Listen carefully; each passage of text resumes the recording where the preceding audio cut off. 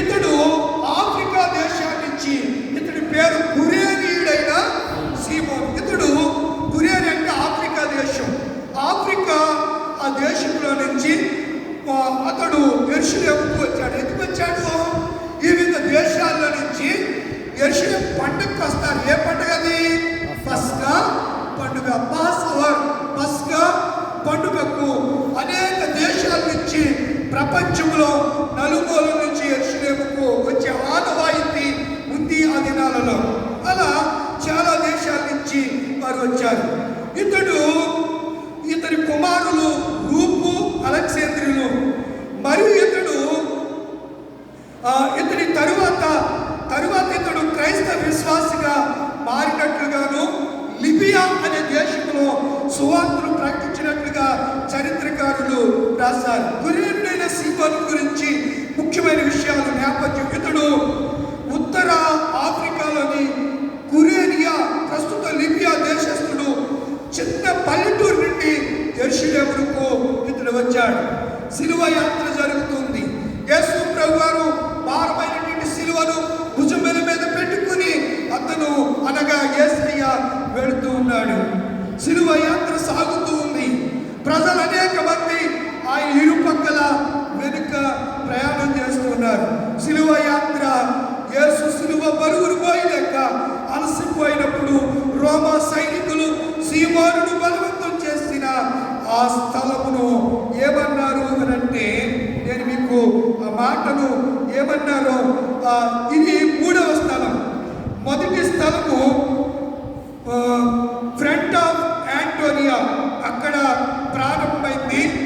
2వ స్థలం చాపల్ of Christ, అది ఆంటోనియా కోటకు 2వ భాగంలో ఉన్నటువంటి స్థలము. 3వ స్థలము ఏమిటంటే ఆర్చ్ ఉన్నటువంటి స్థలము. 3వ స్థలము ఇదే కురేనుడైన సీమోను. ఇప్పుడు సీమోను ఆలయాన్ని కట్టారంట అక్కడ. సీమోను ఈ మార్గములో ఈ ప్రాంతాన్ని ఎల్ వైడ్ అంటారు హీబ్రూలో. యేసు ప్రభువారు సిలువ భారాన్ని మోస్తూ ఈ ప్రాంతంలో తూళి పడినట్లుగా సువార్తికులు, 3 సువార్తికులు కూడా రాశారు. మ్యాథ్యూ గారు, మార్కు గారు, లూకా గారు, 3 కూడా వ్రాసినటువంటి స్థలమే కురేనుడైన సిలువను మోసిన స్థలం. ఇదిగో కలువరి సిలువ ప్రేమ, మరుపురాని మధుర ప్రేమ, యేసు ప్రేమ, నా యేసు ప్రేమ, యేసు ప్రేమ, నా యేసు ప్రేమ. ఇదిగో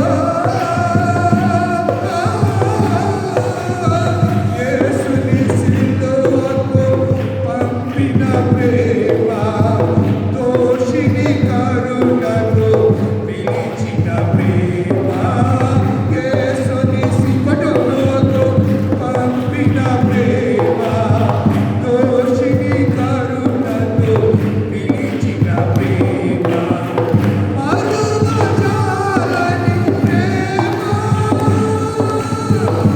ఆరని యేసు ప్రేమ, మరువజాలని ప్రేమ,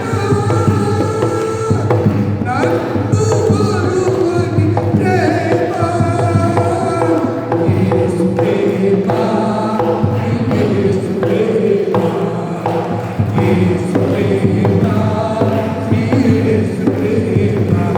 ఇదిగో కలువరి సిలువ ప్రేమ, మరుపురాని మధుర ప్రేమ. ఆయన ప్రేమ ఎలాంటిదంటే, మన కొరకు భారమైన సిలువను మోస్తూ ఉన్నారు. అమ్మా ఆడుకోండి, పిల్లలతో జేబు ఆడుకోండి. మనీషా, ఇస్తారు, తేజస్ని ఆడుకోండి. ఎందుకు నవ్వుతారు? పిచ్చోలు అంటారు అలా నవ్వుతేనే.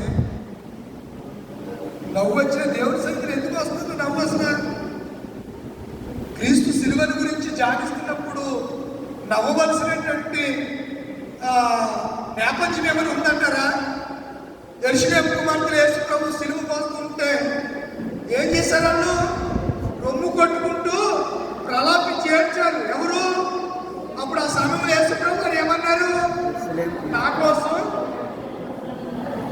నవ్వటానికి కూడా సందర్భాలు ఉంటాయండి. నవ్వటానికి కూడా సందర్భాలు ఉంటాయి. అయిన దానికి కారణానికి నవ్వు అంటే 4 విధాలుగా చేయటంట. తెలుసా? చాలా ఇబ్బంది. మనం ప్రతిదాన్ని మనం ఎడ్యుకేషన్గా, చదువుల్లో సంస్కారవంతులుగా మనం ఉంటున్నాం. ఎవరు మనకి చెప్పనవసరంలా. పరిశుద్ధాత్ముడు మనకి అన్ని విషయాలు ఆయన బోధిస్తూ ఉండగా చాలా జాగ్రత్తగా, జాగరూకులుగా మనం ఉండాలి.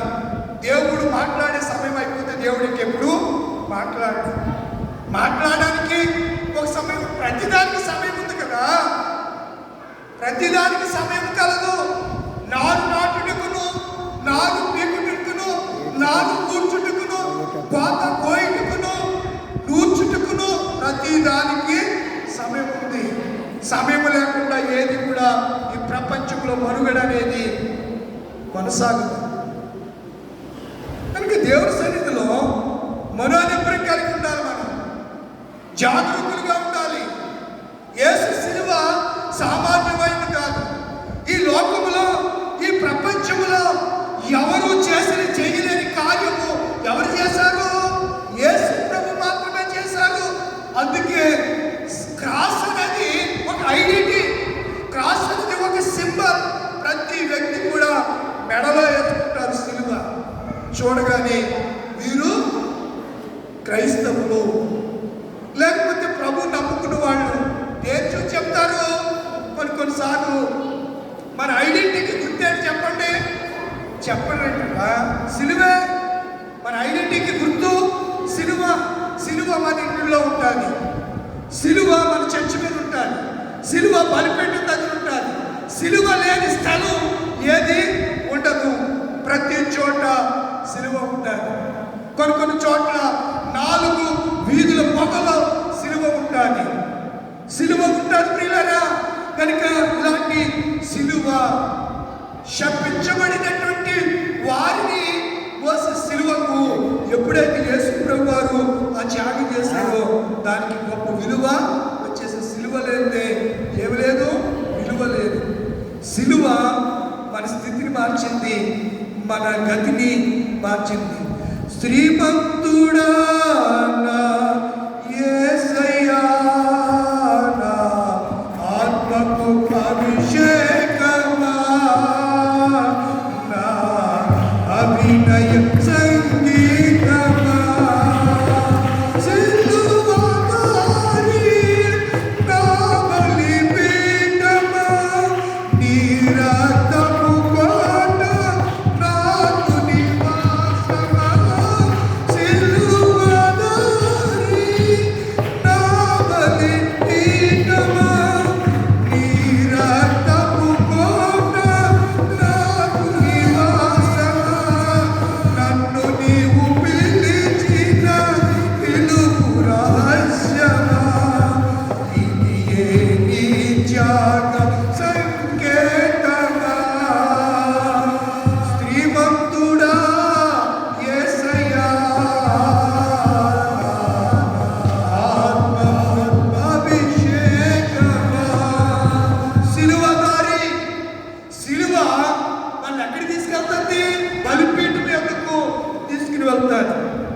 రక్తపు కోటలోనికి క్రీస్తు రక్తములో ఇప్పటికి కూడా జీవం ఉంది. మీకు తెలుసా? 2016వ సంవత్సరంలో ఒక సైంటిస్టు, యూదా సైంటిస్టు యెరూషలేము ఆ మ్యూజియంలో ఉన్నటువంటి క్రీస్తు యొక్క ఆ రక్త నమూనాన్ని సేకరించి మైక్రోస్కోప్లో టెస్ట్ చేస్తే రియల్గా జరిగిన సంగతి. ఎప్పటికి కూడా బ్లడ్లో ఏముంది? జీవం ఉందంట. ఆ బ్లడ్లో ఎప్పటికీ సెల్స్ ఉన్నాయంట. యేసు రక్తము జీవం కలిగింది. ఇదేదో కట్టుకథ కాదే. చరిత్ర మీరు గూగుల్లోకి సెర్చ్ చేయండి, గూగుల్ అడగండి, విషయాలు మీకు కూడా తెలుస్తాయి.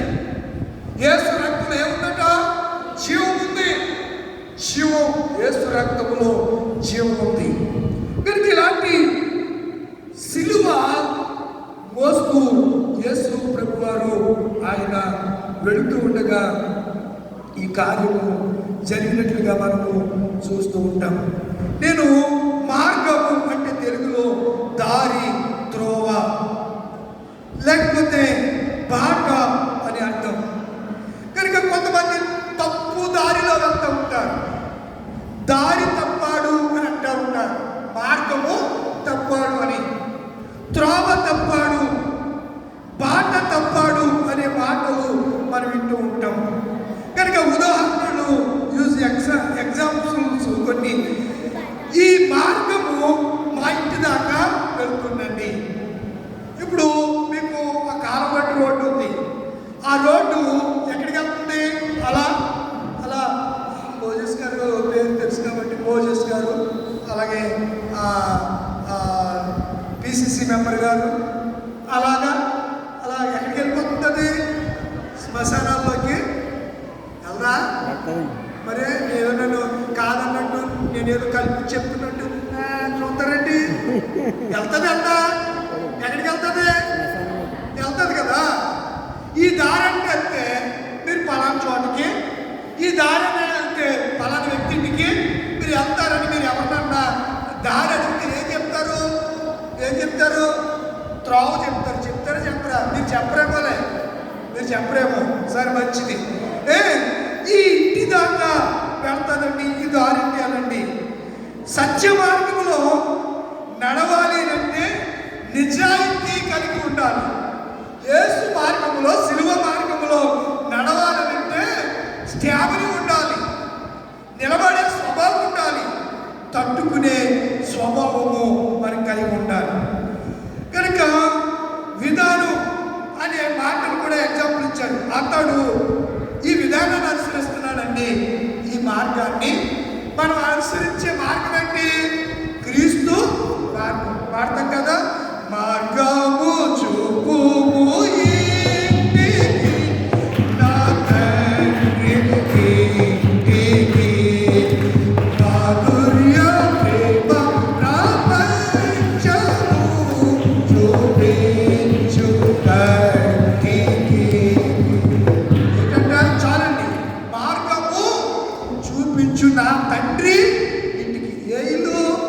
మన ఇల్లేది, మన ఇల్లేది పరలోకం. అందుకే పరలోకంలో అనేక నివాసాలు ఉన్నాయి అని చెప్తున్నాడు. నేనే మార్గము, నేనే సత్యము, నేనే జీవం. నా మార్గంలోనికి రండి. లోకంలో చాలా మార్గాలు ఉన్నాయి, చాలా మార్గాలు ఉన్నాయి.